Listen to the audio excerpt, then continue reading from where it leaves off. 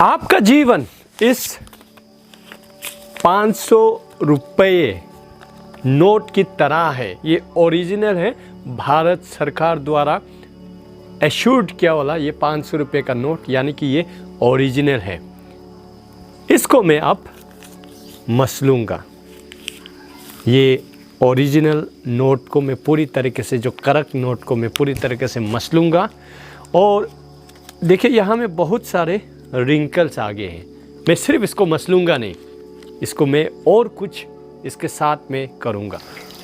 और प्रियो देखिए, इस नोट को मैंने लाकर इस कीचड़ में फेंक दिया और इसके ऊपर में सारा कीचड़ जो है लग गया है। देखिए पूरी तरीके से कीचड़ कीचड़ हो गया। तो क्या ये रुपये अब रुपये नहीं रहा? क्योंकि इसको मैंने पूरी तरीके से मसला और इसको कीचड़ में फेंक दिया। तो क्या अब ये 500 रुपये का नोट नहीं है? ये है। मैं आपको अभी बताता हूँ ये किस प्रकार से है।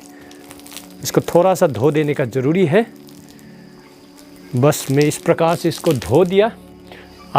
ये पहले जैसा फिर चमक गया है, लेकिन इसको थोड़ा सा सुखाने का ज़रूरी है। उसके बाद में मैं इसको फिर से इस्तेमाल करूँगा।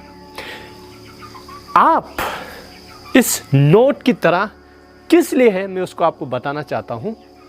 इस नोट को धो के सुखाने के बाद में फिर से ये पहले जैसा हो गया। मैं आपको क्या कहने की कोशिश कर रहा हूँ? सबसे पहले मैं ये कहने की कोशिश कर रहा हूँ कि इसका मूल्य जो है घटा नहीं। कैसे मैंने इसको मसला, कैसे मैंने इसको कीचड़ में फेंक दिया, किस प्रकार से इसको मैंने कीचड़ में लोट पोट कर दिया, तो भी ये 500 रुपये का नोट ही बना रहा। इसका मूल्य जो है 1% भी घटा नहीं। इसका वैल्यू में आपको ईश्वर ने मूल्यवान बनाया है। आपको ईश्वर एक पहचान दिया है। वो पहचान कई बार हमको लगता है कि हमसे छीन गया है। मेरे गलत देखने के कारण, मेरे शारीरिक अभिलाषा में एक पल के लिए मैं बहक के पाप कर गया, तो मैं अब ईश्वर का नहीं रहा। नहीं, वचन क्या कहता है मैं आपको पढ़ के सुनाना चाहता हूँ। जॉन चैप्टर 1 वर्सेस 11 to 13 में पढ़े। He came to his own and his own people did not receive him, but to all who did receive him, who believed in his name, he gave the right to become children of God, who were born not of blood, nor of the will of the flesh, nor of the will of man, but of God। तो इस वचन में हमें क्या दिखाई पड़ रहा है कि प्रभु यीशु मसीह आए और उन्होंने हमें अपना बना लिया, यानी कि ईश्वर के संतान हमें बना लिया।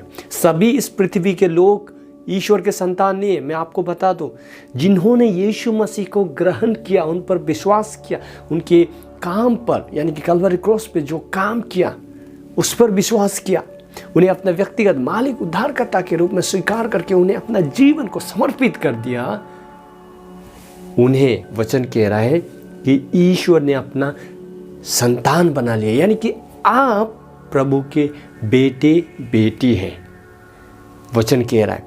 और दूसरा फिर से वचन यहाँ पर ऐसा कह रहा है, 1 पीटर चैप्टर 2 वर्स 9 में, but you are a chosen race, a royal priesthood, a holy nation, a people for his own possession, that you may proclaim the excellencies of him who called you out of darkness into his marvelous light।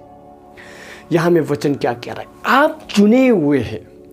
ऐसा नहीं कि आपको यूं ही आप मसीही बन गए, नहीं, आपको चुना गया है। आप कहां से? आप ईश्वर के खास लोग हैं, वचन यहाँ पर डिक्लेयर कर रहा है। फिर से वचन यहाँ पे हमें बता रहा है। हम फिर से और दूसरा वचन पढ़ेंगे,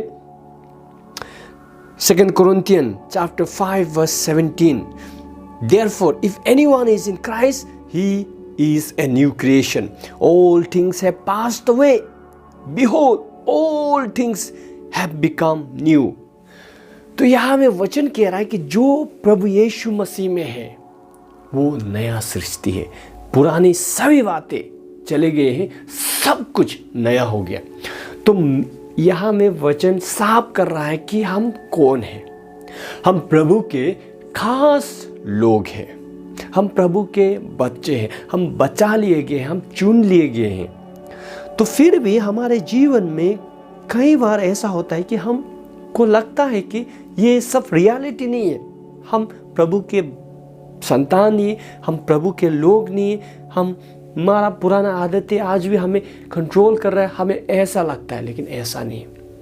वचन कहता है कि जब हम प्रभु में आ गए, प्रभु के प्यार से, प्रभु के जो अनुग्रह से कोई हमें अलग नहीं कर सकता। मैं आपको पढ़ के बता दूं, Romans chapter 8 verses 37 to 39.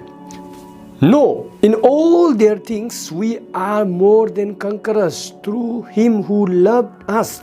For I am sure neither death, nor life, nor angels, nor rulers, nor things present, nor things to come, nor powers, nor height, nor depth, nor anything else in all creation will be able to separate us from the love of God in Christ Jesus our Lord. ऐसा कुछ नहीं है जो आपको ईश्वर के प्रेम से अलग कर सके। आप खुद भी चाह कर भी आप ईश्वर के प्रेम से अपने आप को अलग नहीं कर सकते। ईश्वर का प्रेम का वजह हम नहीं है, वो खुद है। ईश्वर का प्रेम उसी के कारण बना हुआ है, उसी के कारण टिक रहा है उसका प्रेम। उसी में शुरुआत है, उसी में अंत है। तो ईश्वर का प्रेम से हमें कोई अलग नहीं कर सकता। तो फिर जो पल, जो अवस्था में हम पाप करते हैं, क्या उस पाप को हमें कैसा देखना चाहिए? मैं आपको बता दूं, जब आप ईश्वर के हो जाते हैं, जब आपको ये आइडेंटिटी, जब आपको ये पहचान मिल जाता है कि आप ईश्वर के बेटे हैं, बेटी हैं, जब आपको ये पहचान मिल जाता है कि आप ईश्वर के खास लोग हैं, जब आपको ये पहचान होता है कि आप चुने गए हैं उद्देश्य के लिए। उद्देश्य क्या है? कि ईश्वर का महिमा हो आपके जीवन द्वारा। तो यहाँ में बात आता है, तो हमें पाप से नफरत करना चाहिए, पाप से नफरत करना चाहिए, पाप से हमें बचना चाहिए। मैं एक छोटा सा कहानी के रूप में इस बात को स्पष्ट करना चाहता हूँ।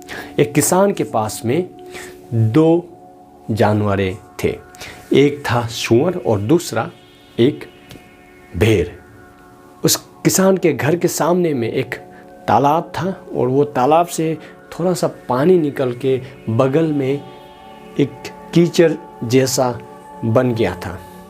एक दिन क्या होता है कि ये भेड़ जो है गलती से वहाँ पर चला जाता है उस कीचड़ वाले जगह में, और उसमें जाकर वो पूरी तरीके से कीचड़ कीचड़ हो जाता है। लेकिन ये भेड़ जो है चटपटा कर वो कीचड़ का दलदल से वो निकाल के अपना आप को छटपटाने लगता है, अपने आप को साफ करने लगता है।